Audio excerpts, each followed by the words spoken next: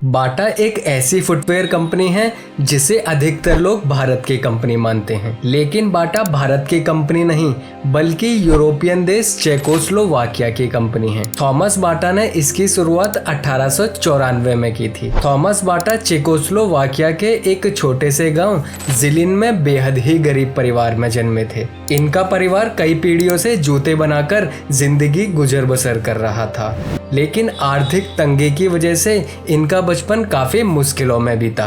परिवार की मुश्किलें दूर करने के लिए थॉमस ने जूते बनाने के अपने पुश्तैनी काम को बड़े पैमाने पर ले जाने के लिए गांव में ही 2 कमरे किराए पर लिए। उन्होंने अपनी बहन एना और भाई एंटोनिन को अपने व्यापार में सहयोगी बनाया। काफी जद्दोजहद के बाद माँ को इसके लिए राजी किया और उनसे $320 लेकर 2 सिलाई मशीन खरीदी और कच्चा माल खरीदा और इस तरह कंपनी का नाम रख दिया T&A बाटा शू कंपनी। लेकिन उनके भाई और बहन ने उनका साथ बीच में ही छोड़ दिया क्योंकि उनके भाई एंटोनिन की मृत्यु हो गई और बहन की शादी हो गई। लेकिन फिर भी थॉमस ने हिम्मत नहीं हारी। उन्होंने अकेले ही काम को जारी रखा। महज 6 साल में उनका काम इतनी तेजी से चल पड़ा कि 2 कमरे छोटे पड़ने लगे। थॉमस ने कारोबार को बढ़ाने के लिए और कर्ज लिया। फिर एक समय ऐसा आया जब कर्ज ना चुका पाने के कारण व्यापार ठप हो गया और कंपनी को दिवालिया घोषित कर दिया। थॉमस ने फिर भी हार नहीं मानी। वो अपने 3 कर्मचारी साथियों के साथ इंग्लैंड की एक जूता कंपनी में मजदूरी करने चले गए। वहां उन्होंने 6 महीने तक काम किया और इस दौरान उन्होंने कंपनी के कामकाज से लेकर व्यापार चलाने की बारीकियों को सीख लिया। इंग्लैंड से लौटने के बाद थॉमस ने नए सिरे से कारोबार को शुरू किया और एक बार फिर उनका व्यापार तेजी से चल पड़ा। जहां पहले उनके पास 4-5 वर्कर हुआ करते थे, अब थॉमस ने अपनी कंपनी में 600 मजदूरों को नौकरी पर रख लिया। थॉमस ने मैन्युफैक्चरिंग को बढ़ाने के साथ साथ अब बाटा के एक्सक्लूसिव स्टोरों को भी ओपन करना स्टार्ट कर दिया। उनके जूते आरामदायक, सस्ते और मजबूत होने की वजह से स्थानीय लोगों की पसंद बन गए और इस तरह व्यापार में तेजी बढ़ने लगी।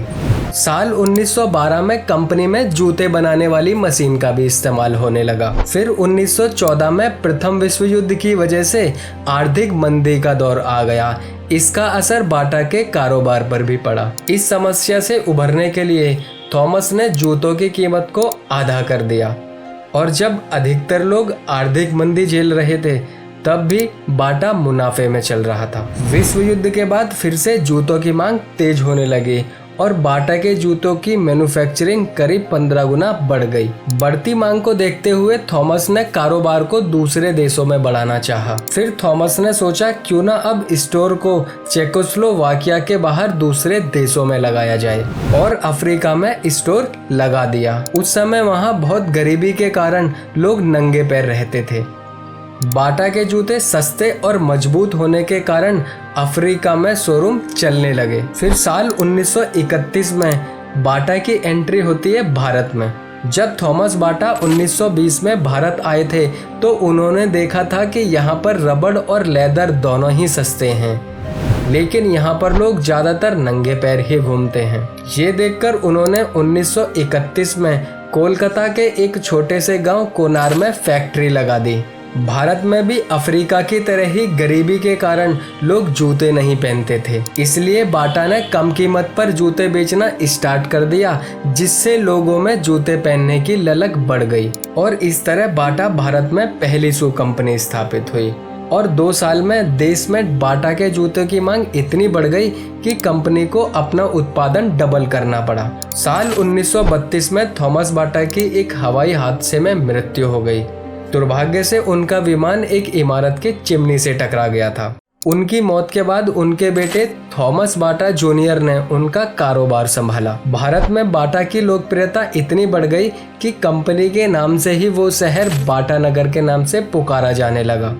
साल 1939 तक कंपनी के पास करीब 4000 कर्मचारी थे। कंपनी हर हफ्ते 3500 जोड़ी जूते बेचने लगी।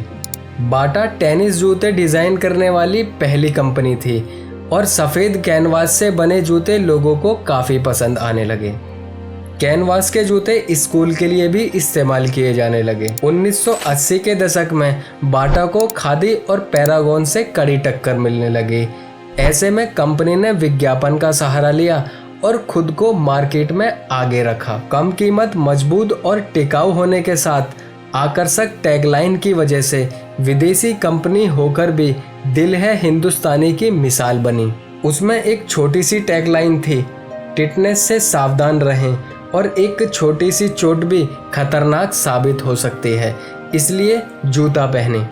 इस टैगलाइन को कंपनी ने भारत में जूते के चलन को बढ़ाने के लिए इस्तेमाल किया। इसके अलावा एक और टैगलाइन थी, first to Bata then to school, जो काफी लोकप्रिय भी हुई। आज भारत में 15,000 रिटेल स्टोर हैं, इसमें 10,000 कर्मचारी काम करते हैं। पिछले वर्ष कंपनी ने 6 करोड़ जूते बेचे थे। करीब 90 देशों में शोरूम है जिसमें 50,000 कर्मचारी काम करते हैं। डेली 10 लाख से अधिक ग्राहक बाटा के स्टोर में आते हैं। इस तरह भारत के लोगों ने बाटा को बहुत प्यार दिया। उम्मीद है दोस्तों आपको वीडियो पसंद आया होगा। वीडियो को लाइक और चैनल को सब्सक्राइब करना ना भूलें।